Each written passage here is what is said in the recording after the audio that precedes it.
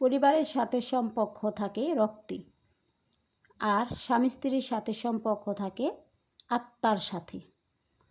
শেষ বয়সে আপনার পাশে পরিবার থাকবে না, শেষ বয়সে আপনার পাশে স্বামী স্ত্রী একে অন্যের পাশে থাকবে।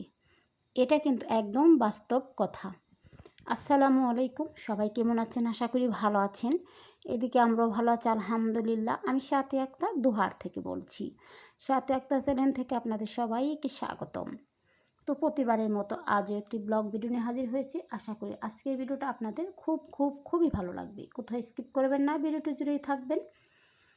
তো আজকে সকাল সকাল উঠে রুটিন নাস্তাটা করে নিয়েছি, আর এখন ঘর গোছাতে চলে আসলাম। তো বিছানার চাদরটা ময়লা হয়ে গেছে, সেটা উঠিয়ে আরেকটা বিছানাপত্র গুছিয়ে নিলাম। তো এখন দুপুরের বাজারটা চলে আসছে। দুপুরে 2টা মাছ আনা হয়েছে তো বিড়ালের জন্য। তো এগুলোকে এখন কেটে ধুয়ে পরিষ্কার করে নেব। তো কেটে ধুয়ে পরিষ্কার করে নিয়েছি, আর এখান থেকে কিছু পিস আমি আমার রান্নার কাজে লাগাবো। তো মাথাগুলো এভাবে কেটেছি কারণ বিড়ালে খাবে, আর লেজটাও এভাবে কেটে নিয়েছি কোনো রকম সাধারণভাবে। আর যে মাছের সাইজ, তো এগুলো আমি রান্না করব বেছে বেছে ভালো। তো ভালোগুলা বেছে নিয়েছি রান্নার জন্য, আর এখন রান্নাতে চলে আসছি। সবজিগুলা কেটে নিয়েছি, আর এখানে কাঁচামরিচ আর শুকনো মরিচ, রসুন, পেঁয়াজ কুচি করে নিয়েছি। এগুলো পেস্ট বানিয়ে আমি মাছের তরকারি রান্না করব। আর এখানে পেঁয়াজ কুচি আর কাঁচামরিচ ফালি করে নিয়েছি। তো এদিকে আমি ভাতটা বসিয়ে দিয়েছি, আর অন্য চুলাতে আমি আলুটা সিদ্ধ করতে বসিয়ে দিয়েছি। আলুর ভর্তাও বানাবো। তো আজকে একটা টিপস দিই, আলুর ভর্তাটা কিভাবে অনেক স্বাদ বাড়ানো যায় সেটাই। তো প্রথমে আমি শুকনো মরিচটা ভালো করে ভেজে নিচ্ছি। একটু বেশি করে ভেজে নেবেন যাতে গ্রানটা ভালো আসে। আর এখন পেঁয়াজ কুচিগুলো ভালো করে ভেজে বেরেস্তা বানিয়ে নেব। তো ভালো করে লাল করে বেশি করে ভেজে বেরেস্তা বানিয়ে নিয়ে আলু ভর্তাটা বানালে অনেকটা গ্রান হয় আর খেতেও মজা লাগে। তো ভাজা হয়ে গেছে। এখন আলুগুলো যে হালকা সিদ্ধ করে নিয়েছিলাম, তো সেগুলো আমি এখন তেলে একটু ভেজে নেব। আপনারা চাইলে এখানে শুধু তেলেও ভালো করে আলুটা ভেজে নিয়ে ভর্তা বানালেও মজা লাগবে। তো আমি হালকা সিদ্ধ করে নিয়েছিলাম, এখন হালকা করে ভেজে নিলাম।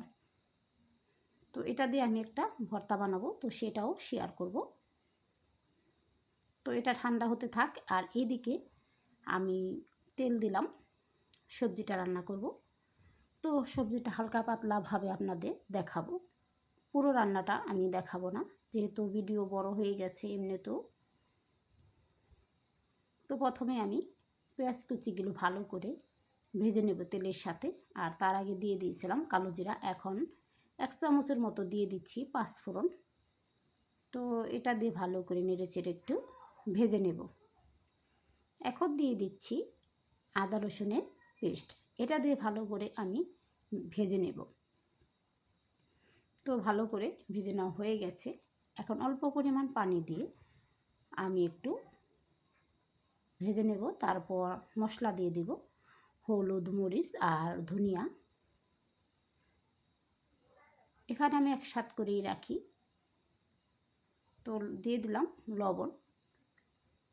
তো মশলাটা আমি ভালো করে কষিয়ে নেব, আর দিয়ে দিলাম কাঁচামরিচ। কাঁচামরিচগুলো আমি ফালি করে দিলাম না, আস্তই দিলাম, কারণ আমার হাজব্যান্ড ঝাল খেতে পছন্দ করে না।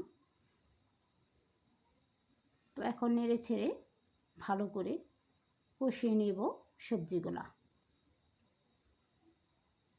তো ঢেকে ঢেকে সবজিটা আমি সেদ্ধ করে নেব, আর অন্য একটা চুলাতে বসিয়ে দেব। আর এইদিকে আমি তরকারিটা রান্না করব, মাছের তরকারি।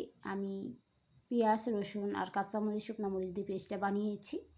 এটা পাটায় বেটেই বানিয়েছি, আপনারা চাইলে এখানে ব্লেন্ডার করতে পারেন। আমি তো পাটায় বেটে পেস্টটা করে নিয়েছি। আর এদিকে মাছটা আমি লবণ এবং মশলা দিয়ে মেখে নিয়েছি, এখন বেশি করে ভেজে নেব। তো তেলের মধ্যে এক এক করে মাছগুলা ভেজে নেব। আর এই মাছগুলো আমি 2বার ভেজে নেব। তো আমি এখানে 3টে করে 6টা পিস নিয়েছি।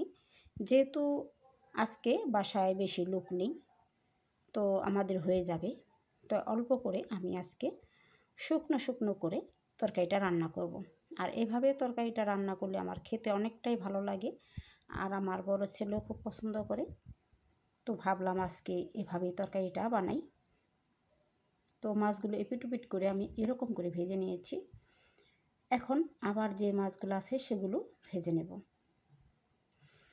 তো ভিডিও দেখতে দেখতে আপনারা হয়তো ভিডিওতে লাইক দিতে ভুলে গেছেন, তো প্লিজ দয়া করে একটি লাইক দিবেন। লাইক দিয়ে আমার ভিডিওটি দেখা শুরু করবেন। আর যদি ভালো লাগে কোনো দিক, তাহলে সুন্দর একটা কমেন্ট করবেন। আর বেশি ভালো লাগলে সাবস্ক্রাইব করে পাশে থাকবেন। যারা নতুন আমার ভিডিও দেখছেন হয়তো লাইক দিতে ভুলে গেছেন, কমেন্ট করতে ভুলে গেছেন, আর সাবস্ক্রাইব করতে ভুলে গেছেন, তো প্লিজ দয়া করে এখনই একটি লাইক দিবেন, কমেন্ট করবেন এবং সাবস্ক্রাইব করে ভিডিওটির পাশে থাকবেন। আর যারা পুরানো আমার ভিউয়ার্সরা সবসময় ভিডিও দেখেন এবং লাইক কমেন্ট করেন, তাদেরকে অসংখ্য অসংখ্য ধন্যবাদ এবং আমার অনেক অনেক অন্তর থেকে ভালোবাসা। তো এখন আমার মাছগুলো সব ভেজে নিয়েছি। এখন ওই ভাজা তেলের মধ্যে দিয়ে দিলাম আদা রসুনের পেস্ট।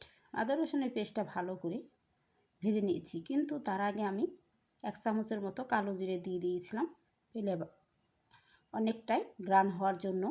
এখন যে পেস্টটা বানিয়েছি সেটাও দিয়ে লবণ দিয়ে ভালো করে নেড়েচেড়ে ভেজে নেব। এখন অল্প একটু পানি দিয়ে ভালো করে মশলাটা কষিয়ে নেব। বেশি এখানে পানির প্রয়োজন নেই, অল্প পরিমাণ পানি দিলেই হয়ে যাবে। তো এই তরকারিটা রান্না করতে বেশি সময় লাগে না। এখন দিয়ে দিচ্ছি কাঁচামরিচের ফালি। এখানে আস্ত কাঁচামরিচও দেওয়া যায়, তো আমি এখানে অল্প কিছু কাঁচামরিচ দিলাম। আর এখন মাছগুলো উপর দিয়ে বিছিয়ে দিলাম যাতে ভেঙে না যায়। আর আলতো আলতো করে এগুলোকে এপিট ওপিট করে উল্টে দিতে হবে।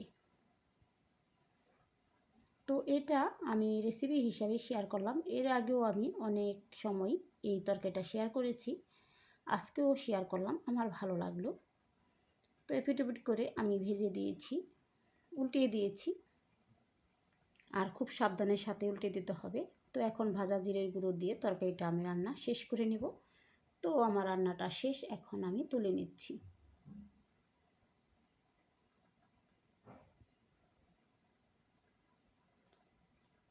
তো আমি তরকারিটা সুন্দর করে তুলে নিলাম। আর এইটা দিয়ে গরম ভাতের সাথে খেতে এতটা মজা লাগে আর কি বলবো। তো আমার তরকারিটা রান্না হয়ে গেছে, ফাইনাল লুকটা দেখিয়ে দিচ্ছি। এরকম হয়েছে। আর এখন যে টিপসটা বলেছি আলুর ভর্তার জন্য, তো যে পেরেস্তা আর শুকনো মরিচ ছিল ভেজেছি সেইগুলো গুঁড়ো করে নিয়েছি। আর এখন আস্ত কিছু পেঁয়াজ কুচি কেটে নিয়েছি। আর এখন লবণ দিয়ে ভালো করে হাত দিয়ে মেখে এই ভর্তাটা বানিয়ে নিচ্ছি।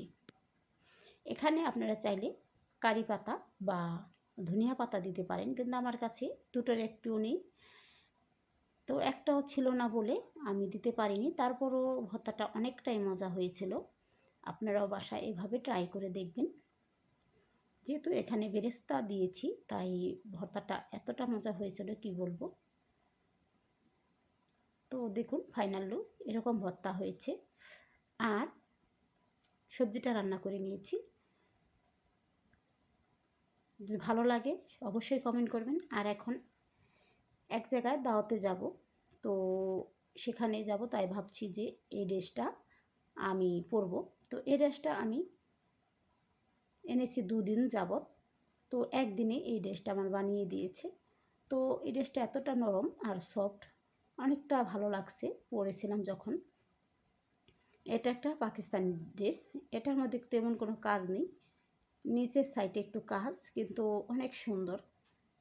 যখন পরেছিলাম আমার ভালোই লাগছে, মনে হয়নি যে আমি ড্রেস পরেছি, এতটা নরম। আর আমার অনেক পছন্দও লাগছিলো। তো এই ড্রেসটা আমি একদিনে বানিয়ে আনছি। তো আমি যখন দাওয়াতে যাব তখন পরে যাব। তো ভাববেন যে আমার আর ড্রেস নেই, অনেক ড্রেস আছে, তারপরও নতুনটা পরতে অনেক ভালো লাগে। তো এখন ওড়নাটা দেখিয়ে দিচ্ছি। আমি কিন্তু জামা কাপড় তেমনভাবে শেয়ার করি না, তো কেন যেন মন চাইলো যে এই ড্রেসটা আমি আপনাদের সামনে শেয়ার করি। তো এখন থেকে মাঝে মধ্যে ড্রেসটা শেয়ার করব। ড্রেস যখন নেব বা যে কোনো জিনিস নেব কম বেশি শেয়ার করি, কিন্তু ড্রেস শেয়ার করি না। সেলোয়ারের কাপড়টা এতটা নরম ছিল আর কি বলবো। তো আমার ড্রেসটা বানিয়ে দিল, এখন পরে নিচ্ছি, যেহেতু বেড়াতে যাব। দেখুন আমি পরে নিয়েছি, এখন চলে যাব। তো এ পর্যন্ত যারা আসছেন অনেক কষ্ট করেছেন। তো আরেকটা ভিডিও দেখার আমন্ত্রণ রইল। সবাই ভালো থাকবেন, সুস্থ থাকবেন। খুদা হাফিজ।